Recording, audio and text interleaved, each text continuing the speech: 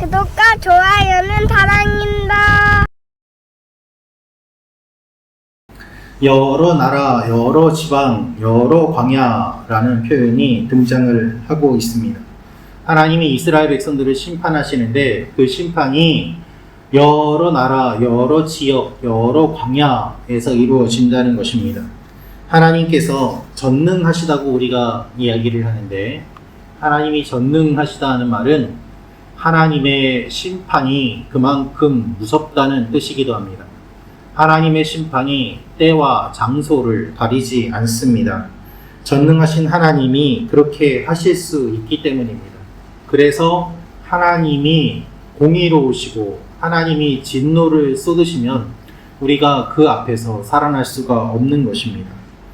오늘 말씀을 보면 여러 나라, 여러 지방, 여러 광야라고 표현을 하고 있는데, 하나님께서 각지의 사람들을 흩으시기도 하고 또한 그들을 불러 모아서 심판하시기도 하고, 하나님이 그들이 흩어진 곳에서 하나님의 심판을 경험하시기도 함으로 말미암아 하나님의 강한 능력이 진노와 함께 펼쳐질 것을 말씀하고 계십니다. 하나님께서 심판하신다는 말이 얼마나 무서운 말인지 우리는 잘 실감하지 못합니다. 그러나 우리는 이 하나님의 심판이 얼마나 무서운지를 잘 알아야만 합니다. 여러 나라 광야는 지나가는 곳이며 방황과 죽음이 있는 자리를 의미합니다. 하나님께서는 출애굽 이후에 이스라엘 백성들을 광야에서 인도하여 주셨습니다. 그러나 이제는 그 광야에서 너희를 대면하여 심판할 것이다 라고 말씀하십니다.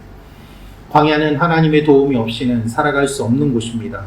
그런데 그 하나님께서 이스라엘 백성들에게 진노를 쏟으신다면 어떻게 되겠습니까?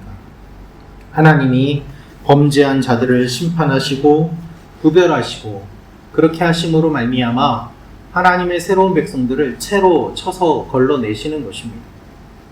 이스라엘 백성들이 대를 이어서 우상 숭배를 하였기 때문에 하나님이 그냥 두실 수가 없었던 것이죠.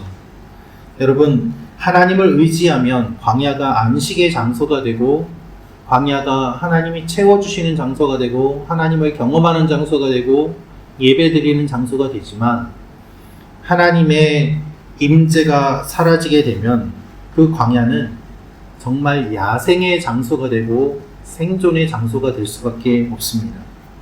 우리의 인생길은 광야와 같습니다.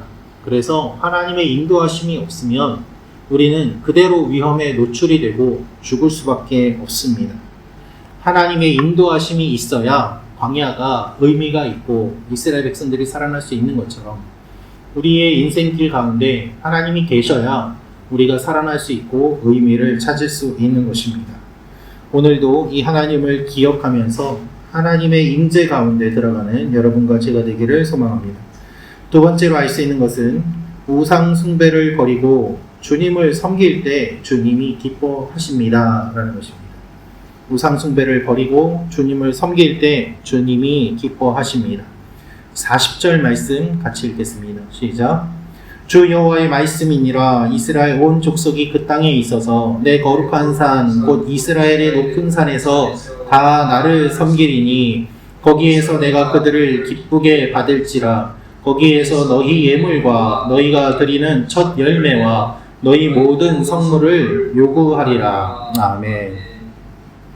오늘 말씀을 보면 40절에 내 거룩한 산 곧 이스라엘의 높은 산에서 다 나를 섬길 것이다 라고 말씀하십니다. 이 말씀은 예루살렘 성전을 의미하는 표현입니다. 그런데 실제로 보면 예루살렘 성전이 있는 그 산은 그렇게 높은 곳만은 아닙니다.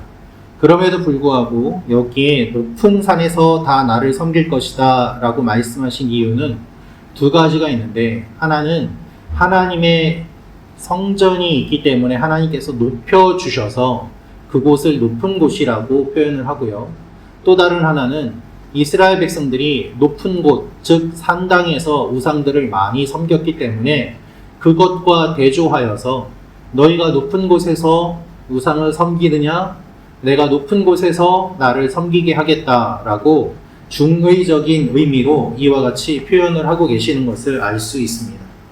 그래서 거기에서 너희 예물과 너희가 드리는 첫 열매와 너희 모든 성물을 요구하리라 라고 하나님이 말씀하시면서 이스라엘 백성들이 우상을 섬겼던 것을 돌이켜 하나님 앞에 와야 될 것을 말씀하십니다. 우상에게도 자신들의 자녀들을 죽여서 제물로 바치는 일들을 했던 사람들인데 하나님께 좋은 것을 왜 바치지 않겠습니까? 하나님께 좋은 것을 바치지 않으면 어떻게 되겠습니까? 그런데 하나님은 그 자녀를 죽여서 제물로 바치라고 말씀하시는 것이 아니라 첫 열매, 즉 이집트에서 나올 때 하나님께서 재앙을 일으키셨던 그 장자의 죽음 사건을 떠올리게 하시면서 그 첫 열매를 기억하고 하나님 앞에 나와야 될 것을 말씀하고 계시는 것입니다. 하나님이 원하시는 최고의 성물은 그들의 마음인 것입니다. 하나님의 거룩함을 나타내는 백성들이 하나님 보시기에 가장 좋은 예물이 됩니다. 그래서 너희 몸을 거룩한 산제사로 드리라고 주님이 말씀하시는 것 아니겠습니까? 하나님이 만드신 그대로 되는 것, 보시기에 좋았더라 라고 하는 것이 주님이 기뻐하시는 예물이 되는 것입니다. 그것이 성물이라고 말씀하십니다. 하나님은 이렇게 말씀하십니다. 너희가 반역을 하려면은 아예 드러내놓고 너희의 우상을 섬겨라. 그러나 내게 와서 예배를 드리는 백성이 될 것이다 라고 말씀하십니다. 여러분, 오늘도 우리가 하나님의 백성으로 하나님 앞에 나아가는 일들이 일어나기를 원합니다. 하나님이 우리가 구별되어 예배 드릴 때 우리의 예배를 기쁘게 받으십니다. 오늘도 이렇게 구별된 존재로 하나님 앞에 예물과 성물을 드리는 우리가 되기를 주님의 이름으로 축원합니다. 마지막으로 알 수 있는 것은 하나님의 회복은 심판을 취소하는 것이 아닙니다 라는 것입니다. 하나님의 회복은 심판을 취소하는 것이 아닙니다. 47절 말씀 같이 읽겠습니다. 시작. 남쪽의 숲에게 이르기를 여호와의 말씀을 들을지어다. 주 여호와께서 이같이 말씀하셨느니라. 내가 너희 가운데에 불을 일으켜 모든 푸른 나무와 모든 마른 나무를 없애리니 맹렬한 불꽃이 꺼지지 아니하고 남에서 북까지 모든 얼굴이 거슬릴지니라. 아멘. 하나님이 에스겔에게 세 가지를 말씀하시는데, 첫째는 얼굴을 남쪽으로 향해라. 두 번째는 남쪽을 향해서 소리내라. 세 번째는 남쪽의 숲을 쳐서 예언하라 라는 것입니다. 여러분, 이 남쪽의 숲이라는 표현이 많이 나오는데 여기에 불이 납니다. 불은 철저한 심판을 뜻합니다. 다 타버리고 없기 때문에 그렇습니다. 동시에 타고 남으면 정결하게 나오게 됩니다. 그래서 하나님께서 불을 주시겠다고 말씀하시는 것입니다. 그런데 불로 끝나는 것이 아니라 불이 난 다음에는 거기에서 새싹이 납니다. 하나님께서 새롭게 하십니다. 그래서 이 불을 통하여서 알곡과 가라지가 나뉘게 되는 것이죠. 하나님의 회복을 주님이 말씀하시지만, 예배의 회복을 말씀하시지만 그것이 심판을 없애지는 못합니다. 심판 이후에 새롭게 하는 것을 말씀하시는 것이죠. 그런데 오늘 말씀을 보면 패역한 사람들의 반응이 여전히 등장합니다. 하나님이 이렇게 회복과 심판을 열심히 말씀하시는데 사람들은 어떻게 반응을 보일까요? 49절을 보면 아하 주 여호와여 그들이 나를 가리켜 말하기를 그는 비유로 말하는 자가 아니냐 하나이다 하니라 라고 되어 있습니다. 사람들이 에스겔에게 와서 에스겔이 이렇게 이야기하는 걸 들은 다음에 이렇게 말하는 것입니다. 야, 이거 비유지, 이거 상징이지, 진짜로 이렇게 불 나는 거 아니지, 진짜로 우리가 망하는 거 아니지, 그냥 하나님이 잘해보라고 말씀하시는 거지, 이렇게 가볍게 여기면서 하나님의 메시지를 귀담아 듣지 않는 사람들의 반응이 49절에 등장하게 됩니다. 여러분, 하나님은 말씀하시는데 우리는 어떻게 반응하고 있을까요?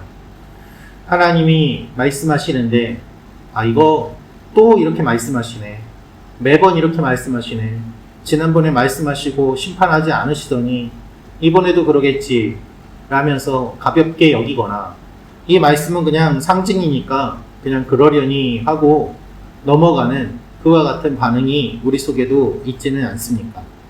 하나님의 말씀을 중하게 여기는 여러분과 제가 되기를 원합니다. 그리하여 오늘도 주님의 은혜를 경험하시게 될 것입니다. 기도하겠습니다.